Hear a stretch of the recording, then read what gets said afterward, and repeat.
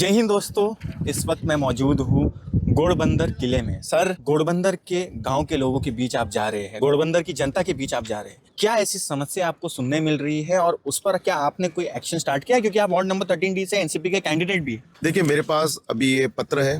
मैं राष्ट्रवादी कांग्रेस पार्टी का उम्मीदवार हूँ। प्रभाग क्रमांक 13 से इलेक्शन लड़ रहा हूँ। ये गांव का भी पूरा हिस्सा हमारे वार्ड में आता है एंड काफ़ी बड़ा वार्ड है हमारा, एक 50,000 वोट से। उसमें से गांव की जब बात आती है, घोड़बंदर गांव से इमोशनली मैं इस गांव से जुड़ा हुआ हूँ।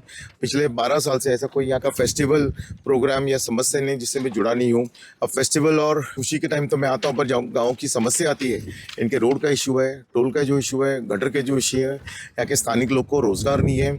आप लोग को आश्चर्य होगा कि हमारे जितने भी गवर्नमेंट जॉब्स यहाँ पर है, यहाँ के लोगों को इतने ऑप्शंस नहीं मिलते जो वसई और विरार से मिलते हैं। ठीक है, उनका भी घर चलना चाहिए, पर उनके जो नगर पालिका में वहाँ पर मिलना चाहिए। यहाँ पर जो लोग यहाँ पर रहते तो काबिल है, और जो नगर पालिका में काम मिल सकता है, हॉस्पिटल्स में, फायर ब्रिगेड में या तेमा हॉस्पिटल में या एमबीएमसी में इनको उतना मौका नहीं मिल पाता है। ये यहाँ पे सड़कें खराब है, गटर का प्रॉब्लम है। पिछले 15 दिन से मैं डोर टू डोर कैंपेनिंग कर रहा हूँ। मैं खुद 2 बार गिर चुका हूँ। लाइट्स नहीं है यहाँ पर। आप जैसे सीमेंट रोड के नीचे जाते हैं तो पूरा आपको सीवेज का स्मेल आता है, गटर की प्रॉब्लम है। यहाँ की जो महिलाएं हैं काफ़ी केपेबल है, हार्ड वर्किंग है, जो गवर्नमेंट की स्कीम्स हैं यहाँ पर पहुँच नहीं पाती। उसका मूल कारण ये है कि इस गांव से काफ़ी वरिष्ठ लोगों को नगर पालिका पहुंचाया गया है। सभी मेरे मित्र हैं, मैं उनके बारे में टिप्पणी नहीं करूंगा, पर गांव का यही कंप्लेंट है कि हमें वो सुविधा नहीं मिलती इलेक्शन के बाद।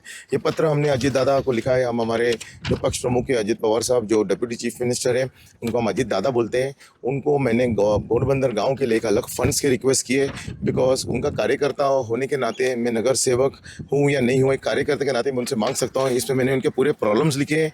मूल इनके जो प्रॉब्लम्स है, इनके गटर का प्रॉब्लम है, सीवेज का प्रॉब्लम है, लाइट्स का प्रॉब्लम है। आपको आश्चर्य होगा कि इनके घरों से वोट जा सकता है, नगर सेवक इलेक्ट हो सकता है, पर जब लाइट की बात आती है तो इनको फॉरेस्ट लैंड बोला जाता है। उसका भी बीच का रास्ता निकाल सकते हैं। कैंपेनिंग के दौरान जब मैं यहाँ पर नीचे जाता हूँ तो वहाँ पर रोड आड़े टेढ़े, हाफ कंप्लीटेड रोड है, गटर के ढक्कन नहीं है। यहाँ पे जो महिलाएं हैं उनको जॉब्स चाहिए, शिक्षित जो मेल्स हैं उनको जॉब्स नहीं मिल रहे, रोजगार यहाँ पर होना चाहिए। और मेन यहाँ पर प्रॉब्लम ये है कि इस गांव को नेग्लेक्ट किया जाता है। इतना बड़ा यहाँ पर किला है, आपको सरप्राइजिंग होगा कि यहाँ पे शिवाजी महाराज जी इन्होंने अभी तक स्थापित नहीं किया है। जब इनको फोटो सेशन करना होता है या शिव जयंती होता है तभी यहाँ पर रहता है।